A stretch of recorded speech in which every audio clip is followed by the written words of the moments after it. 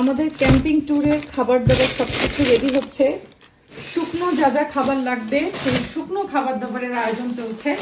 কয়েকদিনের ট্যুরে বাচ্চাদের যেসব স্ন্যাক্স লাগবে, আমাদের যেসব খাবার দাবার লাগবে, চা কফি লাগবে, সেই সব কিছু রেডি করে একটা বক্সে করে নিচ্ছি। রান্নাবান্নাও করে নিয়ে যাব। অনেকের মনে প্রশ্ন থাকে যে ঘুরতে যাবেন তাহলে তো খাবার টেনে নিয়ে যাওয়ার দরকার কি? কারণ হচ্ছে যেখানে যাচ্ছি সেখানে অনেক সময় দেখা যাচ্ছে হালাল খাবার দাবারের ব্যবস্থা থাকে না। আমাদের বাংলাদেশে যেমন সিলেট, কক্সবাজার, চট্টগ্রাম আপনি বেড়াতে যাবেন, সব জায়গায় হোটেল থেকে শুরু করে সবকিছু থাকে যেখানে হালাল খাবার দাবার থাকে।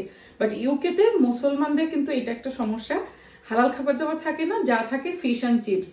এই এক ফিশ অ্যান্ড চিপস খেতে খেতে সবাই বোর হয়ে যায়।